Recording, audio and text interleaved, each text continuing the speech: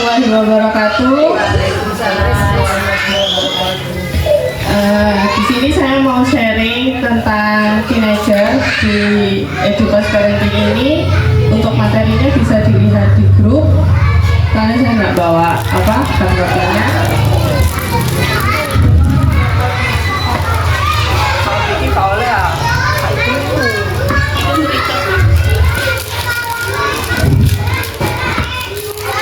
Baik, saya mulai.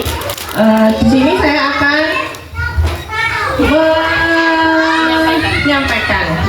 menyampaikan tema tentang teenager. Apa sih itu teenager? Teenager itu di sini adalah masa di mana anak usia 3 tahun itu yang mirip dengan remaja. Kenapa disebut dengan teenager? Teenager itu karena beberapa dari masa di 3 tahun ini mereka ada yang namanya perilaku atau tindakan yang sama dengan remaja, makanya disebut lagi teenager. Salah satunya adalah keras kepala, mereka punya suasana hati yang mood swing, habis itu mereka tantrum. Di situ juga mereka punya perilaku atau masa di mana mereka bisa merasa sendiri. Habis itu mereka juga sudah bisa menolak aturan-aturan. Nah, salah satu contohnya kayak anakku sendiri juga sering apapun melakukan aku dewe gitu, mau pakai sepatu, habis itu belajar pakai kaos kaki sendiri, dia sudah melakukan semua sendiri walaupun belum dengan baik dan benar gitu. Makanya di sini masa-masa yang seperti itu juga termasuk hal yang normal dan amat sangat normal di usia 3 tahun ini. Nah, dari situ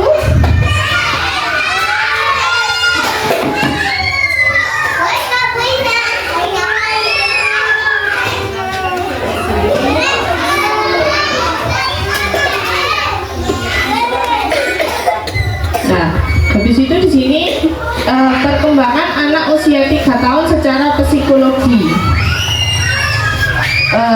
Di artikel-artikel yang saya lihat kemarin ada beberapa perkembangan secara psikologi itu seperti apa aja. Satu, ada perkembangan kognitif, di mana yang satu anak mulai menggunakan imajinasi atau simbol bermain pura-pura. Kalau itu anak-anak itu suka bermain dia masa-masa sendiri, ngobrol sendiri lah. Di situ adalah perkembangan secara kognitifnya sudah mulai berkembang.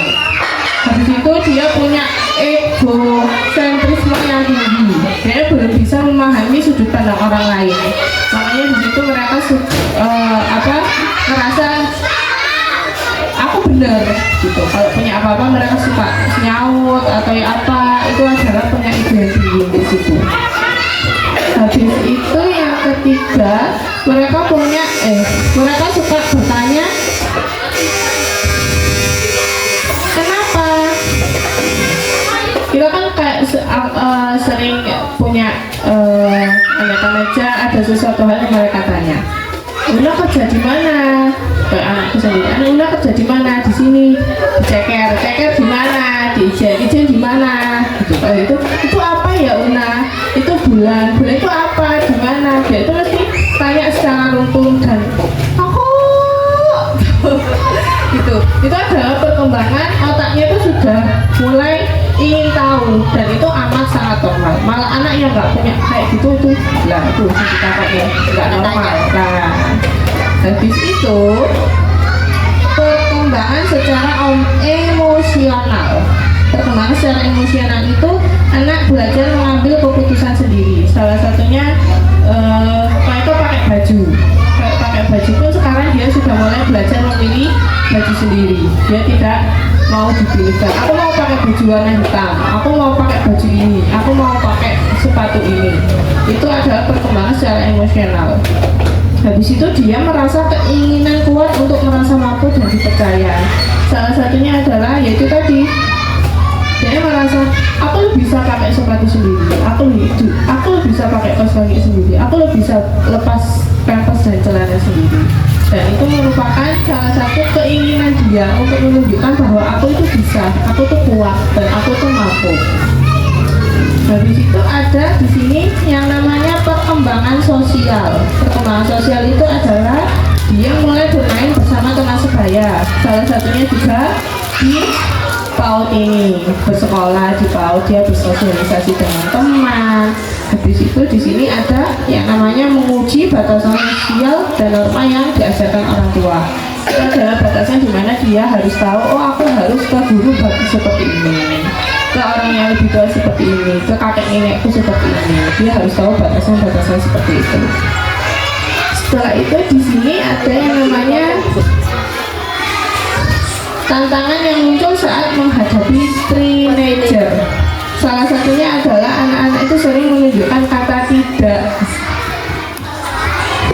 Kayak minum obat ya, enggak gitu. Pakai cuci tangan dulu ya, enggak gitu. Nah, itu sebenarnya adalah menunjukkan perkembangan secara otonomi dan itu adalah hal yang wajar.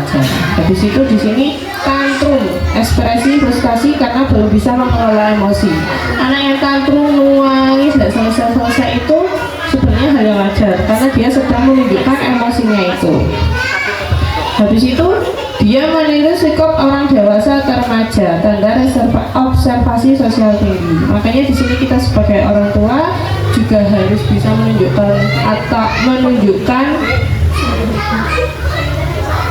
perilaku yang baik agar anak-anak itu bisa meniru kita dengan baik. Kalau kita juga tidak baik, kan kita ngomong kotor, otomatis anak-anak itu akan mengikuti ngomong kotor. Di sini kita ada yang namanya sering bernegosiasi atau menunda, tanda perkembangan kognitif. Makanya anak-anak itu salah satu contohnya kalau sering bernegosiasi atau menunda itu ya apa ya contohnya anakku ya. Ayo ndang mandi, enggak aku cek ngantuk Una. Ayo ndang berangkat ngaji gitu, cek Una. Nah, itu sebuah negosiasi atau menunda yang namanya tantangan di saat mereka umur 3 tahun itu. Jadi di sini ada hal-hal yang wajar buat anak-anak yang di usianya 3 tahun itu. Makanya di sini ada yang namanya di slide yang terakhir adalah strategi positif menghadapi teenager. Di situ ada beberapa contoh untuk kita sebagai orang tua memberi atau menghadapi anak-anak di usia 3 tahun itu tadi. Salah satunya anak itu kan sudah bisa memilih sendiri, tidak mau dipilihkan, dan kita sebagai orang tua biar tidak ribet dan juga mungkin biar tidak terlalu apa ya, anak-anak mau pakai baju seharusnya pakai baju ini lebih bagus karena acaranya mau mengaji lah, kok dia milih baju bermain. Nah di sini lebih baik kita memilihkan 2 atau 3 pakaian yang kamu harus mau pilih ini atau pilih ini, dan itu membuat dia tidak terlalu banyak pilihan. Habis itu salah satu contohnya juga adalah yang pasti adalah sabar. Nangannya anak 3 tahun sabar, ya Allah, ya Allah, ya Allah, ya Allah. Isinya seperti itu. Habis itu ya Allah, nah di situ ada di poin nomor 4 ada gunakan permainan untuk melatih regulasi emosi, main peran, cerita, bergambar, beraneka ekspresi. Salah satunya mungkin di PAUD, karena saya sendiri juga bekerja, tidak semua saya bisa melakukan di poin 4 itu. Menurut saya agak sulit kalau dilakukan di rumah tanpa bantuan PAUD gitu, karena di PAUD sendiri para kakak dan bunda menyediakan semua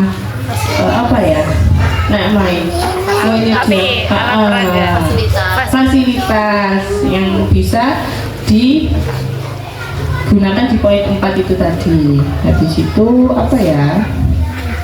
nomor 6, jadilah cermin emosi yang positif. Jadi kita orang tua itu tadi baik lagi kita harus menjaga kesabaran kita, tutur kata kita, perilaku kita agar anak-anak itu mengikuti kita, karena kita adalah cerminannya, terutama kita sebagai ibu. Begitu. Baik, terima kasih. Mohon maaf sebelumnya karena saya amat sangat telat. Saya akhiri sharing dari Edukos Parenting ini. Wassalamualaikum warahmatullahi wabarakatuh. Waalaikumsalam.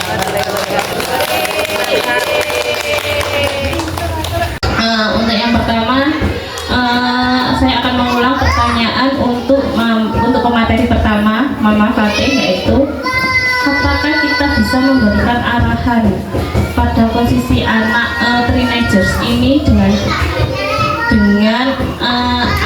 karakter anak yang emosional, yang masih suka memberontak, guys, itu bisa diterima.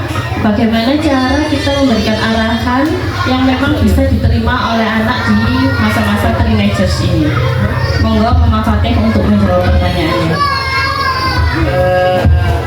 Baik, karena akan saya jawab, tapi di sini sebelumnya saya juga balik lagi karena kita sharing. Jadi kalau nanti ada yang kurang mungkin saling bisa menambahkan. Karena saya sendiri juga masih satu, anaknya masih satu, saya sendiri juga masih belajar sebagai ibu, sebagai orang tua. Tapi kalau menurut saya sendiri, semua itu sebenarnya bisa, cuma memang karena hal-hal yang pemberontak itu tadi yang kata Juliani itu tadi, kadang ada yang bisa diterima sama mereka langsung, ada yang bisa enggak, ada yang enggak. Jadi menurut saya semua itu harus dilatih dengan rutinitas. Ya, andaikan ada rutinitas yang memang sudah terjadwal dan dilakukan sehari-hari, karena hal-hal semua yang kita lakukan itu tidak langsung bisa diterima sama mereka. Jadi dengan rutinitas itu nanti perlahan akan membuat mereka itu bisa menerima apa yang kita sarankan. Maksudnya kayak rutinitas harus bangun pagi, jadwal jam segini harus sudah mandi, harus sudah sekolah, harus jam siangnya itu harus tidur, karena sore dia harus mengaji. Karena balik lagi hal-hal yang tadi itu, ayo waktunya mandi nggak mau sik ngantuk, ayo waktunya ngaji nggak mau sik main lah. Karena itu harus dibentuk dengan rutinitas, kebiasaan itu tadi. Mungkin itu dari saya.